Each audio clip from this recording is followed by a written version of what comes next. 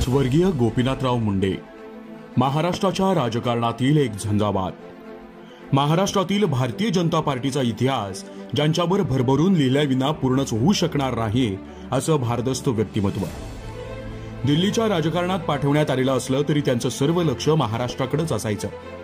घार फिरते आकाशी लक्ष तिचे पिलांपाशी अशी मराठीत एक म्हण आहे. मुंडे यांचंही तसंच होतं. ते कुठेही असले तरी त्यांचं सारं लक्ष महाराष्ट्रावरच असायचं. महाराष्ट्रात परतेन तर मुख्यमंत्री होण्यासाठीच असं त्यांचं गाजलेलं वक्तव्य. तेच स्वप्न उराशी बाळगून त्यांची वाटचाल सुरू होती. देशभरात नरेंद्र मोदी यांची तुफान लाट होती. केंद्रात 282 जागा जिंकून भारतीय जनता पार्टी सत्तेवर आली देखील. केंद्रीय ग्रामविकास मंत्री म्हणून गोपीनाथ मुंडे यांनी शपथही घेतली.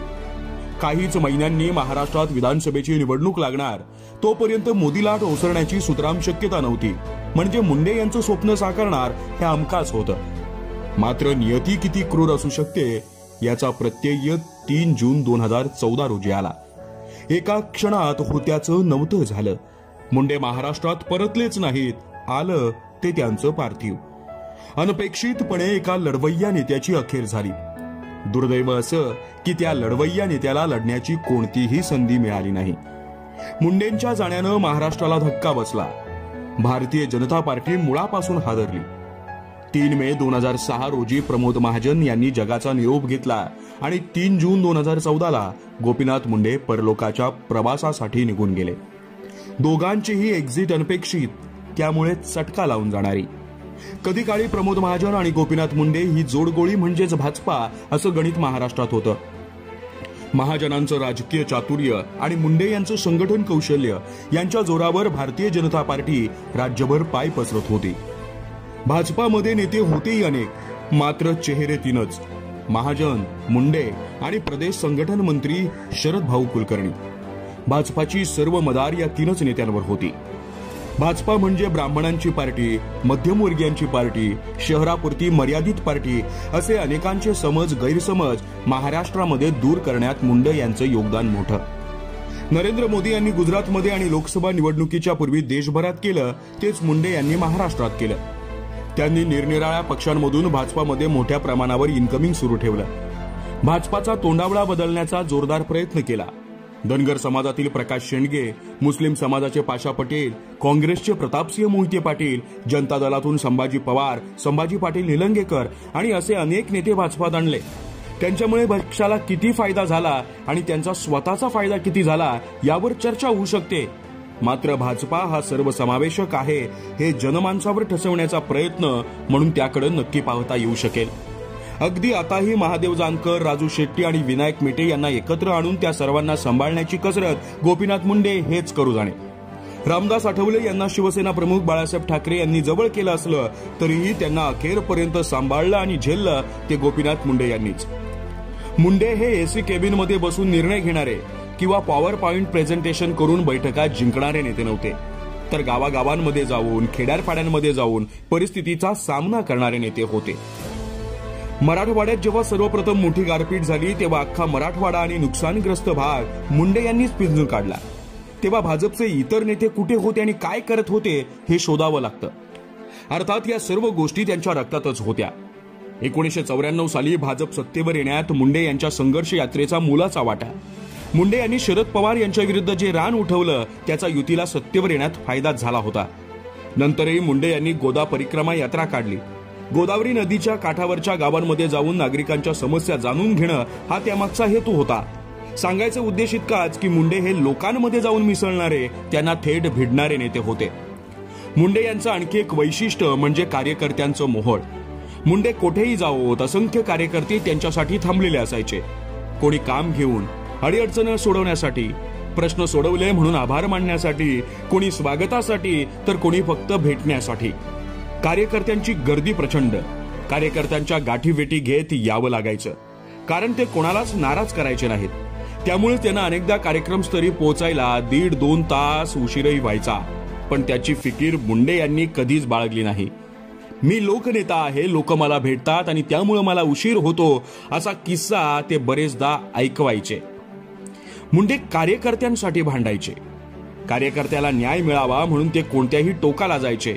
अनेकदा अनेक नेते स्वार्थापोटी किंवा तडजोडीसाठी कार्यकर्त्यांचा बळी देतात, मात्र मुंडे कार्यकर्त्यांसाठी काहीही करायला तयार असायचे. मग ते मधू चव्हाण यांना मुंबईचा अध्यक्ष करण्याचं निमित्त असो किंवा पुण्यात विकास मटकरींना अध्यक्षपद देण्याचा विषय असो, मुंडे यांनी अक्षरशः तुटेपर्यंत ताणलं. का? तर त्यांच्या कार्यकर्त्यांसाठी. अनेकदा नेते मोठे झाल्यानंतर कार्यकर्त्यांना विसरतात, काही जण कार्यकर्त्यांना वापरूनही घेतात, पण मुंडे तसे नव्हते. त्यांनी कार्यकर्त्यांना कधीच अंतर दिलं नाही, म्हणूनच मुंडे कार्यकर्त्यांच्या गळ्यातील ताईत होते. शिवसेना भारतीय जनता पार्टी सत्तेवर असतानाची मुंडे यांच्या 2 वक्तव्यांची माध्यमं आणि विरोधक अनेकदा चर्चा करतात. चर्चा काय, थट्टाच उडवतात. एक म्हणजे एनरॉन समुद्रात बुडवीन आणि दुसरं म्हणजे दाऊदला मुसक्या बांधून पकडून आणेन. मात्र हीच माध्यमं आणि विरोधक मुंडे यांनी गृहमंत्री म्हणून बजावलेल्या कामाकडे साफ दुर्लक्ष करतात. मुंडे यांच्या कार्यकाळातच मुंबईतील गँगवॉरला खऱ्या अर्थानं आळा बसला. अनेक नामचीन गुंडांचे एन्काउंटर झाले आणि बहुतांश गैरधंद्यांना आळा बसला. सर्वोत्तम गृहमंत्री म्हणून आजही पोलीस दलातील अनेक अधिकारी किंवा त्यावेळी सेवेत असलेले निवृत्त अधिकारी गोपीनाथ मुंडे यांचंच नाव घेतात. नियतीचं कधी उलटतं आणि नशिबाचं पारडं कधी फिरतं हे कोणीही सांगू शकत नाही. गोपीनाथ मुंडे यांनी त्याचा पुरता अनुभव घेतला. कधी काळी महाराष्ट्रात भाजपामध्ये एक हाती सत्ता राबवणाऱ्या मुंडे यांच्या वर्चस्वाला प्रमोद महाजन यांच्या निधनानंतर खऱ्या अर्थानं शह बसायला सुरुवात झाली. त्याच दरम्यान शिवसेनेतील त्यांचे मित्र नारायण राणे यांनीही पक्षाला सोडचिठ्ठी देऊन काँग्रेसमध्ये प्रवेश केला. म्हणजे मुंडे खऱ्या अर्थानं एकटे पडले होते. एकाकी मुंडे यांची भाजपामध्ये इतकी कोंडी झाली की 2 वेळा त्यांनी बंडाचा झेंडा फडकवला. एकदा तर काँग्रेसच्या दारातही जाऊन आले म्हणे. पण सुदैवानं येडियुरप्पा, उमा भारती आणि कल्याण सिंह यांनी केलेली चूक त्यांनी केली नाही. मुंडे पक्षातच राहिले, पण त्यांचे पूर्वीचे पक्षातील वैभव आणि महत्व तेव्हापासून कमी होत गेलं. कदाचित वामनराव परब, मधू देवळेकर, अण्णा डांगे, विमल मुंदळा आणि मुंडे यांचे जवळचे मित्र जयसिंगराव गायकवाड यांच्या नशिबी जे भोग आले, तसेच काहीसे भोग मुंडे यांच्या नशिबी होते. पण त्या परिस्थितीतही मुंडे न डगमगता उभे राहिले आणि स्वतःचे वेगळेपण कायमस्वरूपी दाखवून दिलं. फक्त पक्षातील नेत्यांनीच त्यांची कोंडी केली असं नाही, तर विरोधी पक्षातील नेत्यांनी मुंडे यांचं घर फोडलं. मुंडे यांचा मानसपुत्र आणि त्यांचा संभाव्य राजकीय वारसदार म्हणून ज्यांच्याकडे पाहिलं जायचं, ते पुतणे धनंजय मुंडे यांच्यापासून दूर गेले. वडील भाऊ लांब गेला, पण ते दुःखही मुंडे यांनी हसत हसत पचवलं आणि पुन्हा एकदा बेडमध्ये घट्ट पाय रोवून मुंडे स्वतः उभे राहिले. साध्या धक्क्यानं मुंडे बदत नाही म्हटल्यानंतर मग नियतीनं आणखी भयानक क्रौर्य दाखवलं. 2014च्या 3 जून रोजी नियतीनं जो खेळ खेळला, त्यापुढे मुंडे यांचं काहीच चाललं नाही. अनपेक्षितपणे सारं संपलं. मुंडे गेले, कार्यकर्त्यांचे मुंडे साहेब गेले. भारतीय जनता पार्टी सत्तेवर आली, स्वबळावर आली, तरी त्याला मुंडे यांच्या निधनाची दुःखद किनार होती. आपल्या लाडक्या मुंडे साहेबांकडेच तो कार्यकर्ता भावी मुख्यमंत्री म्हणून पाहत होता. पण आता तसं होणार नाही अशी सल कार्यकर्त्यांच्या मनात कायम होती. कदाचित विजयाच्या जल्लोषात ती कोणी बोलून दाखवली नसेली, पण ती होती, आहे आणि यापुढेही राहील. कदाचित मनातून हे कार्यकर्ते धाय मोकळून रडत असतील आणि म्हणत असतील, साहेब आज तुम्ही हवे होतात, साहेब आज तुम्ही हवे होतात.